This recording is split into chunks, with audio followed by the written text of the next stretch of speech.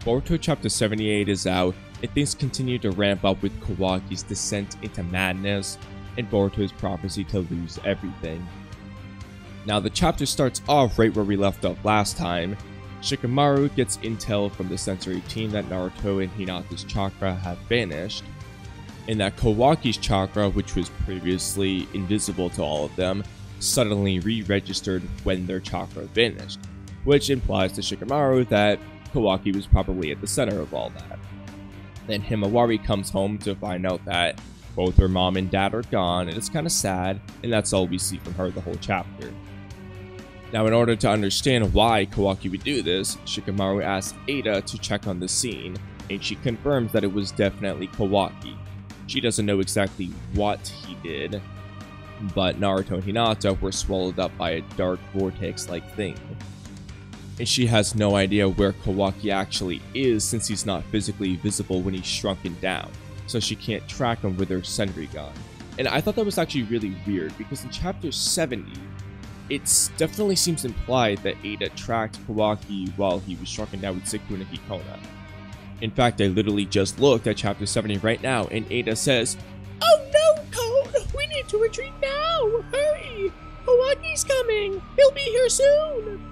And then Shikamaru says, "Kawaki's got the Sukuna Hikona. He could be planning to shrink himself and enter via an air vent." And then the next panel is Kawaki shrunken down running through an air vent. So Eida literally tracked Kawaki with her Senrigan while he was shrunken down using Sukuna Hikona, which means she is lying. She's lying, she's pretending she can't find Kawaki for Shikamaru, and that's probably intentional on Eida's part because she doesn't want them to find Kawaki, because she's low-key subtly siding with Kawaki. She's making it look like she's on the Leaf side here by telling him, "Oh yeah, Kawaki did it. It was definitely him who sent Naruto and Hinata away," but then she's not helping him find him. Why? Probably because she doesn't want them to capture Kawaki. She wants to be with him, and she's gonna side with them no matter what. Eida and Amado too are really the two big sus lords you need to keep an eye on during the next few chapters, because their actions could definitely shape what happens moving forward here. Eida siding with Kawaki brings Daemon in too, and that could be really bad for the Leaf Village. And same goes with Amado. He wants Kawaki to put a Karma and a Kebi clone for whatever reason, because apparently that's going to help him revive a Kebi. So naturally, he's probably going to want to side with Kawaki, but then at the same time, he also wants to keep his standing in the Leaf good, so there exists the possibility that he's going to shut Kawaki down. I definitely think those are two big players you need to keep an eye on. But then Boruto storms off because he's the only one who can ever track Kawaki whenever they need to find him. And then Eida watches the scene in the past to see what exactly went down. And she says, reviewing his combo with the Hokage, I'd say Kawaki might be planning to kill Boruto again. And Sarada is like, wait, what? Kill Boruto again? What do you mean again? You make it sound like Kawaki killed him before. I thought Code took Boruto down. What the heck? And then Shikamaru explains that Kawaki was the one who dealt the blow, but Boruto asked him to in order to protect us from the threat of Momoshiki. Kawaki might be trying to do it again now, and for the same reason. So then Sarada runs off. Shikamaru tells her to stop because Kawaki's probably fairly unstable right now, and they're not going to be able to get a rational conversation out of him. But then Sarada says she only found out that Boruto died after he'd been resurrected, and she didn't know he was in danger, and now that she does know, she can't just stand around doing nothing. Then Shikamaru tells her to stop, but she runs off anyway. Then Boruto's shown running after Kawaki, and the black vortex that was used on Naruto and Hinata starts forming around Boruto, and so he absorbs it with his Karma Seal. So apparently you can absorb space-time ninjutsu. That's what it looks like they're doing here. And Kawaki says, this is actually really interesting, he says, it would be easy if I could just seal you away too. So I know a lot of people have been like, why does Kawaki want to send Boruto to where he sent Naruto in the flash forward scene? Assuming Naruto is still in the same place Kawaki sent him to, and it wasn't death obviously, why would Kawaki change his mind and want to send Boruto there too? based off that line, it sounds like that's actually what he would rather do. He doesn't necessarily care if Boruto's dead. If he seals him away, I think he's fine with that, based off that little line. He literally said it would be easy if I could just seal you away too. So later in the future, he might have decided, you know what? Killing Boruto's too hard. I am just going to seal him away, and that's just what he's going to try to do. Boruto then asks, what did you do with my mom and dad? And a little detail I liked is he said my mom and dad, not our mom and dad. Boruto is subtly like disowning Kawaki as his brother when he says that. He's not saying it's their parents anymore. It's my parents. It's not your parents anymore. Then Kawaki brings out a few cubes and rods in front of Boruto and says, Daikokuten, a shinjutsu that allows access to a dimension where time is frozen. Lord Seventh and your mom are there. Don't worry, they're both fine, and they won't age a day or starve to death in there. Just, you'll never see either of them ever again. And what Kawaki explained is literally what I was saying in a video that came right before the spoilers came out, which was that Daikokuten might just be a jutsu that allows you to use that dimension where time doesn't flow. It doesn't necessarily have to be used on shrunken objects. That just seems like a convenient way of sending them there, and that Ishiki didn't say, I have to shrink objects to send them to Daikokuten. Kawaki confirmed it. If you think that's a retcon or a plot hole, just watch the video. It's a long one, I know, but I thoroughly break it down. You can skip to like 8 minutes in or wherever I start talking about Daikokuten, because I break it down. It will make perfect sense if you watch the video. But anyway, Kawaki starts attacking Boruto for real this time. He pulls out some bigger cubes and tries to land them on Boruto, but Boruto dodges because everyone dodges the cubes if they're not pinned down. But luckily, Kawaki comes swinging by and smacks Boruto with his giant ninja attack hand. And Boruto asks, like, what's gone in you, Kawaki? Why are you attacking me? And Kawaki says, because you're an Otsutsuki, Boruto. Why else? He's making it seem pretty obvious. And Boruto says, that's ridiculous. Stop. Everyone will be here in a second if this goes badly. And then Kawaki says, well, I know. That's why I don't have time to talk with you. There's no going back for me. He's made up his mind. He's gonna kill Boruto and all Otsutsuki, and he doesn't care what anyone says. He's not changing his mind anytime soon, at least. And Kawaki tries to smack Boruto, but Boruto appears to have made a pretty massive Rasengan to destroy Kawaki's hand, which means that Boruto's gone better at using Karma, obviously, because now he's making massive Rasengans on his own. And so he calls Kawaki an idiot, because that's what the chapter is called, you big idiot. It seems words don't cut it, and Kawaki says, right back at ya, bro. Which, again, like I said earlier, Kawaki still seems to consider Boruto his brother, but Boruto never calls Kawaki bro in this entire chapter. And he said my mom and dad. He really does seem to be disowning Kawaki as his brother at the moment. But then we cut to Amado, and he says, hey, what's going on? What's Kawaki doing?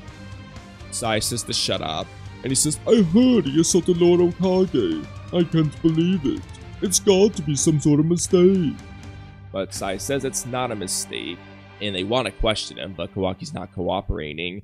And then the Sukuna Hikona makes it difficult to hold him. And in the worst case scenario, they might have to take extreme measures. Now the extreme measures they're talking about is killing Kawaki, which makes Amado look a little bit worried because he needs Kawaki. And the thing I like about this is that Amado had never seen Kawaki going this far in all of his shit. They didn't expect him to be going so far to kill all Otsutsuki in the world, sending Naruto away to keep him out of it. Amado just didn't expect that stuff to happen. So you can see, as much as Amado has planned and is continuing to plan, he didn't plan well enough. He couldn't predict what a human being would do and how his emotions would change, that being Kawaki. And I definitely think there's going to be other flaws in his plan, such as Koji surviving, everything that's going to happen with Code in the future, and maybe some stuff with Eida and Daemon too.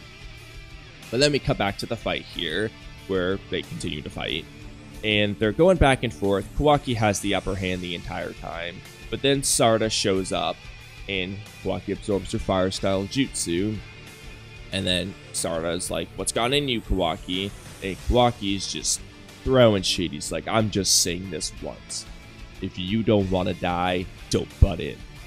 And Boruto says to run because he's not going to listen to anything Sarada says and he really will kill her. And he's right. Because she jumps down and says, all the more reason to stay. That's a shinobi who aims to be Hokage. And then Kawaki, again, he says some words that allude to the flash forward scene. He says, shinobi, Hokage. You shinobi really are destined to die early. And he just goes in for a swing with his ninja tech blade. And he was going to kill Sarada if Boruto didn't jump in and save her, where he then got the scar. Now, honestly, the scar moment wasn't as cool and emphasized as I think it could have been. Maybe some of you will disagree, but I felt like the scar moment could have been a little bit cooler. It just seems like, yep, he got the scar, it happened, and that was it. It just didn't seem to have as much of a cool flair as I expected it to. But anyway, Kawaki then says, move aside, Sarada, or are you still feeling the need to interfere? But then Mitsuki comes in with his stretchy arms, and then Shikamaru with his shadow possession jutsu to pin down Kawaki.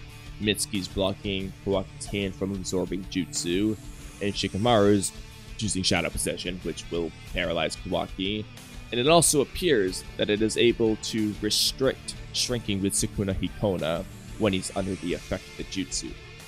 And Mitsuki explains that he's not going to let Kawaki absorb by blocking his hand, and he won't let go even if he dies. Then Sasuke finally comes back after like 7 chapters, whips out his sword, puts it right up to Kawaki's neck, and it was pretty badass. I liked it. And he says, it's over, Kawaki. I'd rather not do this, but I'll kill you if you resist. And I think that was one of the most badass moments of the chapter, just when he whips up the sword right up to his neck. And Kawaki's just like stuck there, he can't do anything about it. I kind of liked it. Konohamaru, meanwhile, doesn't really do much. He just says, damn it, unbelievable. You okay, Boruto? And then Shikamaru says, now, what happens next depends on you, Kawaki. What did you do to Naruto and Hinata? He responds by saying, only what had to be done, for Lord 7th and Konoha's sake by extension. Shikamaru is like, I don't follow. All you're doing is sowing chaos around you, and he is right. But Kawaki says, all I've got to say to you is that I never expected or even wanted you to understand. If you don't like what I'm doing, just kill me. Talking about it is pointless. And Shikamaru says he is an irredeemable idiot. But then this is where it gets interesting. Very interesting. Very interesting indeed. Boruto's eye opens, it's a Byakugan, and it turns out it's Momoshiki. Kawaki notices it's you, Momoshiki! But then Momoshiki whips out his hand and starts absorbing the shadow possession jutsu Shikamaru had on Kawaki. And everybody's confused why he did that. So Kawaki shrinks down and escapes from Mitsuki's hand and Sasuke's sword. And Momoshiki says, you want to kill me, don't you? Then you can't afford to get taken down here. And Kawaki's like, what are you plotting? Why are you helping me? And he says, you're surrounded, Kawaki. Hurry up and get lost, or will you waste this chance I've given you? Then Kawaki runs off. Mitsuki tries to catch him, but since Kawaki was shrunken down, it's pretty hard to catch him. And Shikamaru points out that Kawaki's been using Sukuna Hikona a lot lately, so his chakra should be running low, meaning he can't hide forever, and that's when they're gonna strike. So he has everybody go search for Kawaki, which alludes to that Chapter 75 future vision when everyone's saying, where's Kawaki? And then everyone starts to find him, and eventually Mitsuki will find him alongside Sarada. Now Sasuke looks at Boruto, and he's like, I don't get it. What is he trying to do? Why save Kawaki, who wants to kill him? Then Momoshiki goes away and lets Boruto wake up again. And Sarada starts apologizing because, because of her, he got a scar. But Boruto says, it's not your fault, Sarada. It was that blockhead super idiot. And then Mitsuki's like, yep, that's right. And he's glaring at Boruto. Then Boruto sees Momoshiki standing there again, and he says, well, boy, you've lost one blue eye. I think you know this, but this is just the beginning. You'll go on to lose everything in very short order. and it can no longer be stopped. The end has already begun. So first we'll start with the Mitsuki part. I mean, he's looking at Boruto, he's mad, you already know what Mitsuki's thinking. I'm gonna kill Kawaki for this. That's why he's gonna go into his Sage transformation later on, and he says that he was truly angered by Kawaki. That's what Mitsuki's thinking about. Because all Mitsuki's concerned with is how he can keep Boruto alive. And if Kawaki's trying to kill him, he's going to kill Kawaki. At least he's gonna try to anyway. So that's what's gonna happen in the future there. As I've said probably a million times, my hope is that Mitsuki can show off his power. He's actually low-key stronger for a little bit, but like how with Baryon mode Naruto versus the Shiki, Naruto was actually winning at first, but then his form ran out and the Shiki ultimately won in the end because he outlasted him. He literally was choking Naruto down and threatening to kill him for Kawaki. Something similar probably could happen with Mitsuki. He's obviously not going to kill Kawaki because the dude's in the time skip. He's not going to die. That would also be such a short ending for Kawaki's character. Similarly, I don't think Mitsuki's going to die. However, his Sage transformation's going to hurt him at some point. He's going to have to go run off to Orochimaru to save him. Where maybe they can start to figure out how the hell they're going to fix his form that keeps killing him every time he uses it. So, Mitsuki obviously won't ultimately win the fight. But I am hoping that he's kind of winning at first. Like with Baryon mode Naruto. Then when it comes to the Momoshiki thing, this is why you gotta read the chapter, because the spoilers make it sound completely different from how the chapter sounds with the Viz translation half the time. In the spoilers, it was kind of weird. He said, you lost the blue eye, which made it seem like, okay, is he talking about the Jogan, and what is he talking about? Whereas here in the chapter, he says, well, boy, you've lost one blue eye. Yeah, that's exactly what happened. Boruto has two blue eyes. He lost one of them. What Momoshiki says here makes perfect sense. And then he seems to be linking this to the beginning of Boruto losing everything. I don't think Boruto is going to lose both of his blue eyes, but I don't know. Honestly, I have no idea what to tell you on that one, because Boruto losing both eyes doesn't really make much sense, given that in the flash forward scene, the only scar he has is on the eye he already lost. And if he lost both eyes, he'd be blind. He'd be walking around with his eyes closed, and then he'd open up one eye when he uses the Jogan or Byakugan, but apart from that, like, he wouldn't see. I don't think that's what they're going for. So I'm not really sure why he's bringing up losing one blue eye. Maybe one of you has a good idea in the comments, though. In any case, this is the beginning of Boruto's prophecy to lose everything. Things will continue to ramp up. There is a pretty good chance that next chapter is going to have some of the Chapter 75 future visions in it. The ones where they're like, where could he have gone? He couldn't have escaped that far, those first few panels. Those will probably be in the next chapter, I'm guessing. The one with Shikanai saying, ew, this isn't what a friend does. That also might be in the next chapter. For Mitsuki and his Sage transformation, I would say maybe at the end of the chapter. Kawaki's obviously going to destroy Team Shikanai. That's not going to be much of a fight there, let's be real. So I don't imagine that taking up most of the chapter there. So I could see a cliffhanger ending of Mitsuki whipping out his Sage transformation in the start of that fight, where then in chapter 80 they actually have their real battle. That's my guess at the moment here. Overall though, this chapter was good. I mean, I liked it. It was very short. I read this thing like the fastest I've read a Boruto chapter in forever, probably because it wasn't just a super dialogue heavy chapter like the last several have been. A little bit more action, which doesn't take as long to look at. But I liked it. The biggest parts I like is honestly the ending, with Sasuke whipping out his sword, Mitsuki looking angry, Momoshiki giving his poetic prophecy vague lines that he always does. I always love it when he does that. Just kind of just messing with Boruto. And then the weird part you might be wondering is, why did Momoshiki help Kawaki? Sasuke was wondering that too.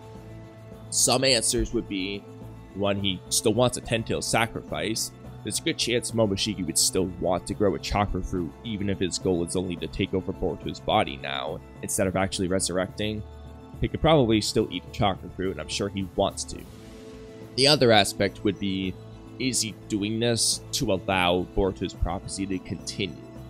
Because Momoshiki knows what happens. Not every detail of why, but he knows what happens. And he probably knows that Kawaki is heavily involved in it. We all know it too. He's literally taking away things from Boruto. He's in that future vision from chapter 75 and so on. So there does exist a possibility that Momoshiki doesn't want that to get ruined, so he's letting Kawaki survive at the risk of his own body, but he knows that he's going to live because he saw Boruto's future anyway. One of the two or both makes the most sense to me. And then, like I said, the stuff with Eida earlier, either they completely dropped the ball and forgot about the fact that she saw Shrunken Kawaki in chapter 70, or she's lying to protect Kawaki. I'm gonna assume that they didn't have a plot hole and say that she's probably lying to protect Kawaki. And Amado's actions in the next few chapters are also going to be interesting. I would personally like to see him be making some moves, whether that's shutting down Kawaki or assisting Kawaki. And the same goes for Eida. I'd like to see her make some moves too. And the last thing I'll mention that I forgot to say earlier is that since Sasuke has shown up now, you still don't know where he was this whole time, but I seriously hope to God that he was investigating Boruto's hideout or doing something interesting at least, because he wasn't there when Amado was being interrogated. Since he showed up now, he's obviously finished doing whatever he was doing. I really hope it was something good, because if they're just like, oh yeah, he was just wandering around doing whatever, it's like, what's the point in that? Just put him there when Amado was being interrogated, because he would have picked up on stuff and it would have been cool to watch. Otherwise, it's just a plot convenience. He just wasn't there. He was doing nothing. At least make him do something interesting. I really hope he found something at Boruto's hideout, but we will see if he actually did that or not. I want to hear what you guys think, though. I know I said I thought it was a short but pretty good chapter. Do you agree with me on that? And what was the most interesting thing to you? Was it Momoshiki helping out Kawaki?